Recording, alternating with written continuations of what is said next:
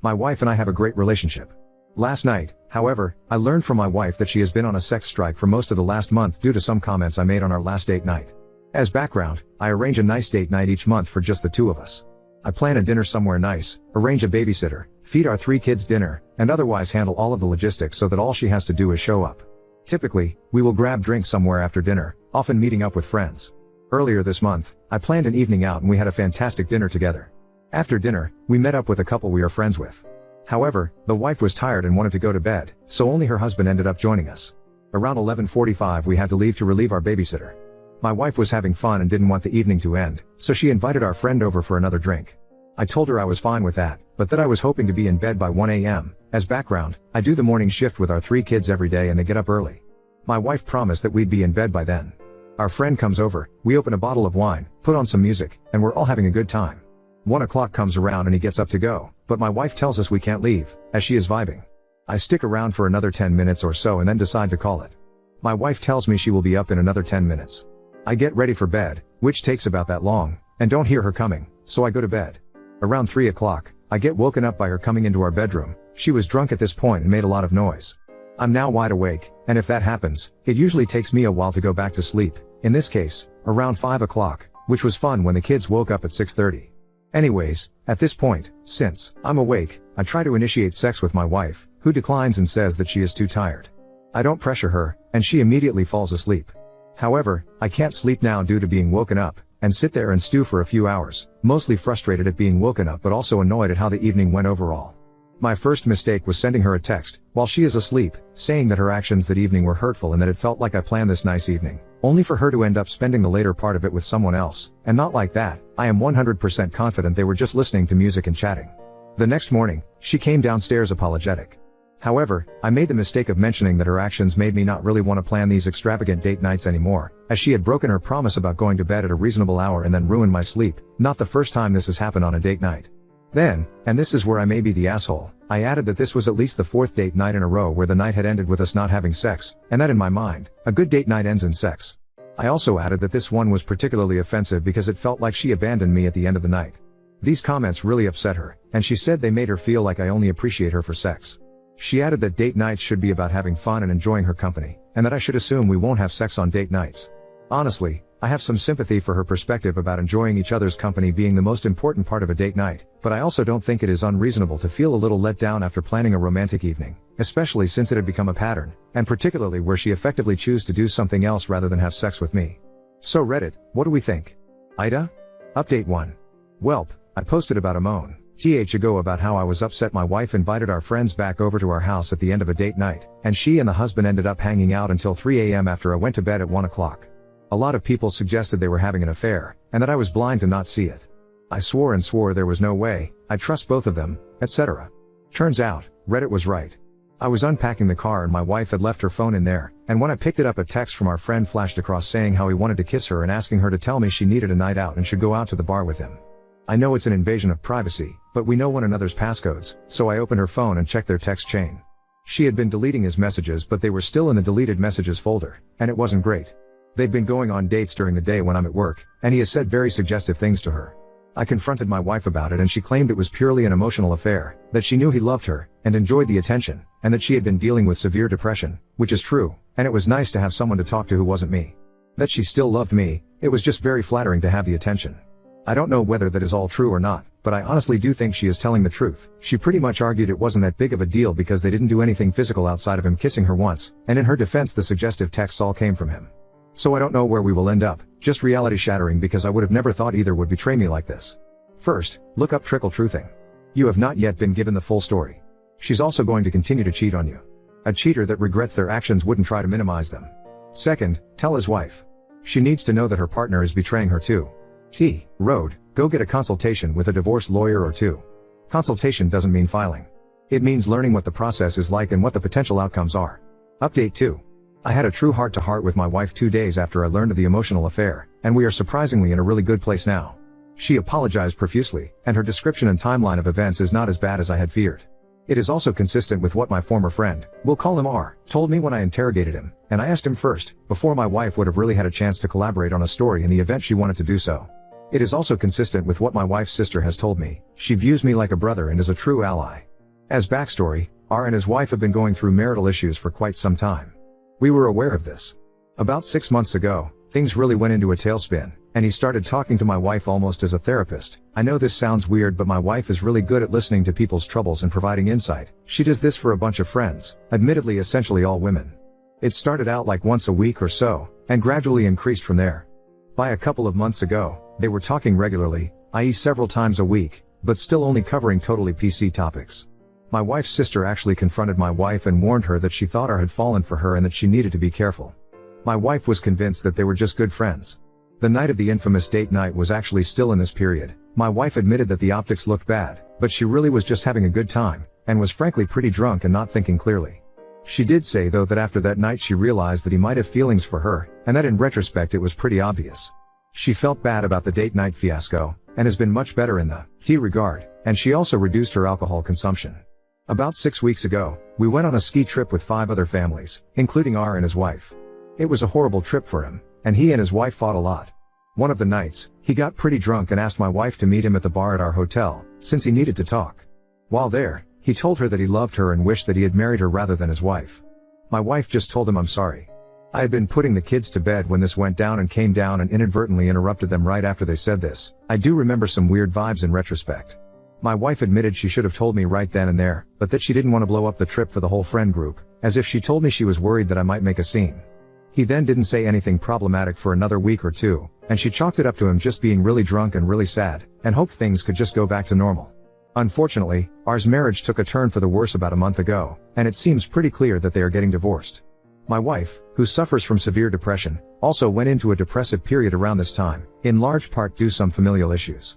This was timed very poorly, as I recently launched a new division at my company and have been working 60-hour week for the last 3 months or so. Both R and my wife felt isolated and lonely, and I started calling my wife virtually every day. They also started grabbing lunch once or twice a week. I guess he would meet her for lunch on his lunch break. The vast majority of their interaction was them talking about life, but he started saying inappropriate things in person like "you're the most beautiful woman I know" or "you're gorgeous." He also started drinking heavily, and he would send suggestive texts when drinking, which my wife claims she would just ignore. The time he kissed her I was actually home. The 3 of us had been hanging out and I went to use the restroom. I asked her why she didn't tell me or shut things down, and she admitted it was a mixture of not wanting to blow up our friend group plus her enjoying the attention and compliments, even if she had no interest in the guy. She chuckled a little bit when I asked if she had slept with him. For reference, R is probably 150 plus pounds overweight, which is one of the major strains in his marriage, whereas my wife is a true 10/10. Basically, she was depressed, needed someone to talk to, and since I was so busy with work, she found that emotional support elsewhere. She admits that it was really wrong, and has agreed to take a bunch of actions to prevent this in the future. For me, I still struggle with why she would do some of this. For example, if he texts that you should come over and join him in the shower, and you respond, "Why don't we do a lunch date instead?" From my view, that is pouring gasoline on a fire, by showing you still want to meet with him, whereas she thought she was steering things away from problematic situations. Something shady can't happen in a public setting. She said he came by the house a couple of times during the day, including once when our son was home with her, but that she really tried to steer things to public settings once she knew he loved her. It also does hurt a bit that in one of the texts are asked if they could do a lunch date and she says no. My husband, me, is working from home today, with a sad face. But we're going to make it work. We are going to do couples therapy and she wants to do individual therapy, and she also started working part-time to keep her busy on something else. We can't go fully non-contact with R, but now all communication has to include me. I am also going to work on being more emotionally present, even when working a ton, and I told her that if she is having a depressive episode and needs to talk to someone, she can always call me. Her mental well-being is more important than my work. She was afraid to call during the day since I am very busy and would call her instead. I also promised to work on being happier and more positive. I am usually a very cheerful person, which is something she loved about me, but I had been pretty grumpy and miserable over the last few months due to my job being crazy. So a little blame does rest with me. I'm certainly not perfect, although I'd never cheat on my partner. I know most of you will probably roll your eyes and say I'm being a pushover, but none of you know how amazing my wife is. She has a magnetic personality and is the life of a party. She is also one of the brilliant people I have ever met. She's a great mom, and my best friend. And finally, she's a bombshell. When she is dolled up, most heads turn when she enters a room. If you've ever seen Wedding Crashers, she is, in both personality and appearance, eerily similar to Isla Fisher's character, although she is better looking than Isla. I honestly can't blame R for falling for her, but I can blame him, and call him a piece of shit, for acting on it. Dumb? Maybe. But my wife is too amazing to let go over this without a fight, especially when she seems committed to fixing things, and actually apologetic, including for getting defensive the night I discovered it. Update 3. The last few months have been a bit of a roller coaster, but I'm happy to report that my wife and I are in a really good place at the moment and fully reconciled. There have been some wild moments though since Discovery Day, going non-contact with my former best friend, Rick, only to have him call my wife several months later, in the middle of a game night with friends, which was awkward, sobbing in his car and threatening to kill himself. I told her I was fine if she were to talk to him that night, since we were legitimately concerned he might off himself, and although, fuck him, he was my former best friend and I don't want him to die, but they spoke for like 2 hours that night and then he started texting her constantly, and called like 5 times the next day, forcing us to go non-contact with him again. Running into Rick at a group event and him acting incredibly emo and moody, he sat in a corner and drank an entire bottle of whiskey out of an oversized Yeti. Rick approaching me at said event and saying that he was on the verge of telling everyone about the affair because he just wants to burn everything down. My wife and I were able to convince him not to do so. Learning that Rick had asked my wife to leave me, she said no, and he had told her he would wait however long she needed, even 15 years, so that they could be together. Rick becoming obsessed with my wife's sister, who is very similar to my wife. They now go out for drinks several times a week and talk daily. My wife is convinced he is now in love with her. Awkwardly, my sister-in-law is separated but still lives with her soon-to-be ex-husband. Rick is still married, but divorce is seemingly imminent. In all this chaos, however, my wife and I have been doing very well. The shock of the affair forced us to work through our issues and we now communicate about as well as one could hope for, and have solved for most of the issues that led her to look outside our marriage for emotional support.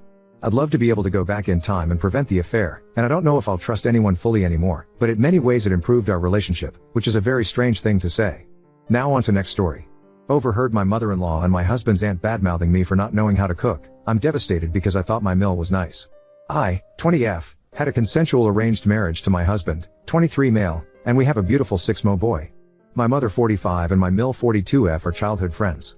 My mom got married and moved abroad and lost all contact with her best friend. We moved back home in 2018.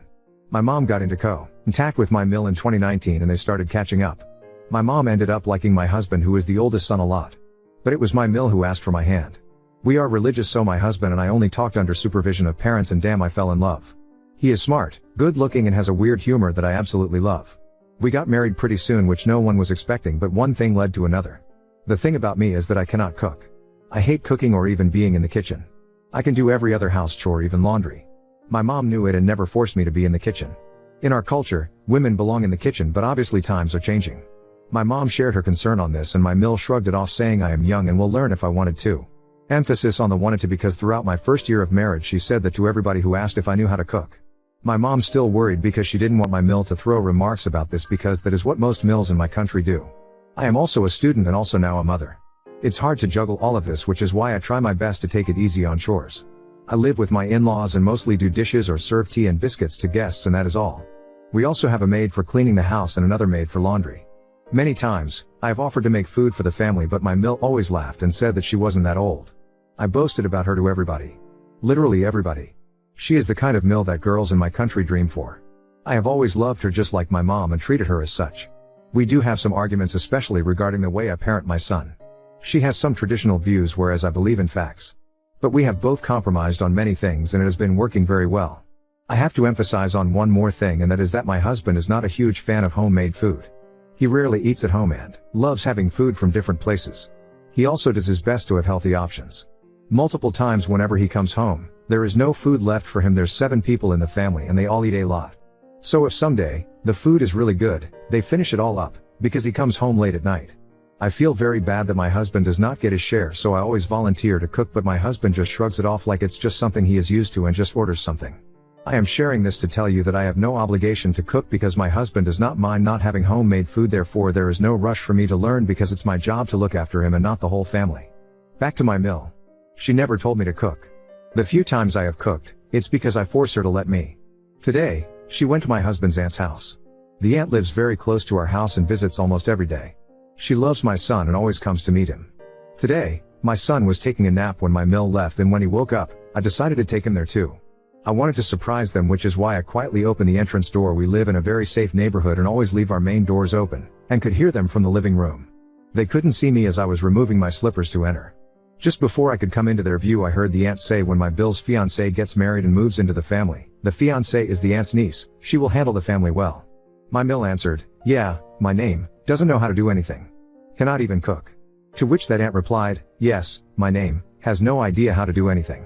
I literally wanted to turn around and leave. I was completely numb and my body just moved forward and they all saw me. The aunt just jumped into excitement and ran to grab my son, whereas my Mill had a very awkward / dumbfounded kinda expression. I wanted to cry. This was exactly what my mother used to fear, and I always said that my Mill would never say such things. I am so devastated to think that she was talking about this behind my back. She did not meet my eyes when I was there and I wanted to cry so bad. I am trying my best. She knows I am young and cannot do so many things at once. She always told me to take my time and is saying such awful things about me behind my back. I keep thinking why she even asked for my hand when she knew all these things. I know it's not a big deal, but it's just all I can think about. RN. Not even sure if I should talk about this to anybody. Definitely not my mom because she trusts her best friend a lot. I don't even know if sharing this with my husband is okay. Update 1. I am so devastated. And so disappointed. Maybe I am overreacting, but I just want to leave and go to my mom. So I stayed up till 2 a.m. to talk to my husband, but he did not come, so I just went to sleep. As soon as he woke up, I sat him down and burst into tears. I told him everything I felt and why I felt that way. He stayed quiet. I told him that I want to learn how to cook, but not instantly because it's not the easiest thing, especially with a 6 that practically doesn't let me leave him with anybody else. My husband quietly listened. He even said he did not mind whether I cooked or not. He said he will never force me to learn, definitely not until baby gets older. This made me think he was understanding me. When I shared how his mother and aunt were talking about me, he simply said I don't see what they said wrong. I continued to explain how she could have talked directly to me, but instead said I don't know how to do anything behind my back. I tried to make him understand that she always told me I could take my time, yet she expects me to learn it quickly. He just laughed and said I was overreacting and that all women gossip. I was baffled. Tears in my eyes, I left the room. It's not that big of a deal. But it's a shame that my husband did not understand how stupid I felt after hearing that. I got busy doing chores for my son. My husband has no office today, so he was just chilling. I was washing the dishes when my Mill came and told me to come in my room because she wanted to talk. I got nervous because I am not a confrontational person. We sat down and she just kept going on and on about how she wants what is best for me. She kept giving reasons why she said what she said. She kept cutting me off, and all I was trying to say was that she should have shared her thoughts with me and not someone else. She just wouldn't listen to me. In the end, she complained how I shouldn't have told my husband about this. She said I'm trying to cause problems between them. I was speechless.